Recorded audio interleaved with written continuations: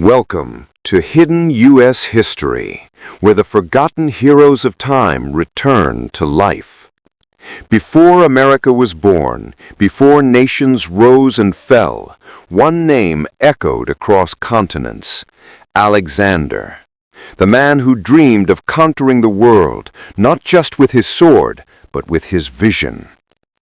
In the ancient kingdom of Macedonia, 356 years before the birth of Christ, thunder cracked across the night sky. As lightning struck near the temple of Artemis, a child was born, destined to become more than a king. His name, Alexander. From the moment he took his first breath, whispers surrounded him. Priests said the fire in his eyes foretold destiny. Others claimed the gods themselves had chosen this child. But in the palace halls of Pella, his mother, Olympias, whispered something different. Not the son of a mortal king, but of Zeus himself. The boy would grow up believing that destiny burned inside him. And destiny, as history would prove, believed in him too. Alexander's father, King Philip II, was no ordinary ruler. A hardened warrior, a brilliant strategist, the man who turned Macedonia from a forgotten land into a rising military power. Under his command, soldiers drilled in tight formations, shields locked together, spears pointing outward, the deadly Macedonian phalanx. But Philip saw something greater in his son, a spark of genius and a hunger for glory. He summoned the greatest mind of Greece, Aristotle, to be the young prince's teacher. Inside a quiet garden outside Pella, Aristotle taught him not just philosophy or politics, but vision. He told Alexander, "When Alexander was barely a teenager, a wild black horse was brought before King Philip, uncontrollable, fierce, impossible to tame. The courtiers laughed, soldiers backed away, but the young prince stepped forward. He whispered to his father, 'This horse is not wild. He is only afraid of his own shadow.'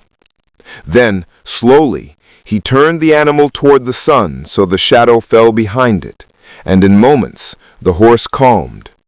He mounted and rode like they were born together. From that day, the horse, Bucephalus, became Alexander's companion, and his legend began." Philip, with pride and perhaps a touch of fear, said, "At 16, Alexander commanded his first army. When rebels rose against his father, Philip was away on campaign, and the young prince seized the chance to prove himself. He led his troops with boldness that shocked his generals. The enemy never stood a chance. By sunset, the rebellion was crushed, and Alexander founded his first city, Alexandropolis. This victory wasn't just a triumph of strength. It was the moment a boy became a leader. The soldiers saw in him something different, fearless determination and divine purpose. But destiny demands sacrifice. When Philip prepared to invade Persia, he was assassinated by one of his own guards. The royal court fell into chaos, and enemies circled like vultures. At just 20 years old, Alexander ascended the throne. The boy who dreamed of Achilles was now the king of Macedonia. He wept over his father's body, but not for long, because within days he began to purge his enemies, consolidate his rule, and silence rebellion. Alexander inherited not only his father's army, but his ambition. The conquest of Persia, the greatest empire on earth. To the east lay wealth beyond imagination, and to Alexander it wasn't gold he sought, it was immortality. Standing before his troops, he declared, "To the ends of the world!" Tens of thousands of men, hearts filled with faith and fear, marched behind him, across the Hellespont, into Asia. As his feet touched the foreign soil, he took his spear and drove it into the ground. That moment marked the beginning of one of the most extraordinary campaigns in human history. The Persians waited for him at the river Granicus, thousands of cavalry glittering in the morning sun. Alexander's generals begged him to wait until morning. But the young king, burning with the fire of destiny, charged across the river, head-on, leading the assault himself. Spears clashed, horses screamed, arrows rained from the sky. At one point, a Persian noble raised his sword to strike Alexander's head, but his general, Cletus, cut the man down just in time. When the dust cleared, the Persians were crushed. The Greeks cheered. Their faith in the boy king turned into worship. Alexander had done what no one thought possible. He had defeated the world's greatest power on its own soil. As he marched through Asia Minor, Alexander didn't just conquer, he transformed. He freed Greek cities under Persian rule, rebuilt temples, and treated the conquered with respect. To the people, he wasn't just a king, he was a symbol of liberation.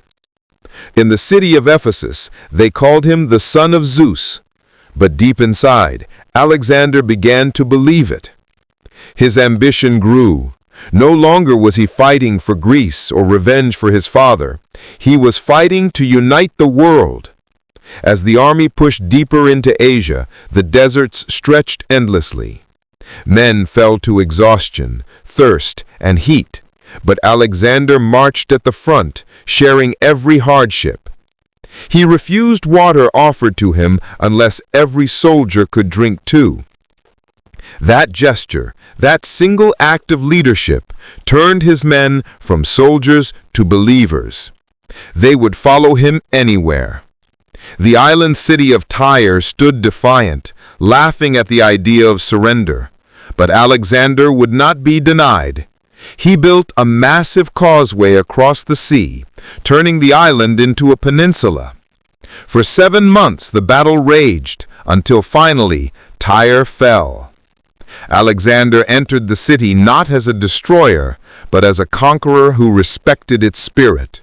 He spared the temples, honored their gods, and declared, "Thus ended the first great chapter of Alexander's journey. From prince to conqueror, from dreamer to legend in the making." But the world had yet to see the fire that would consume empires and carve his name into eternity.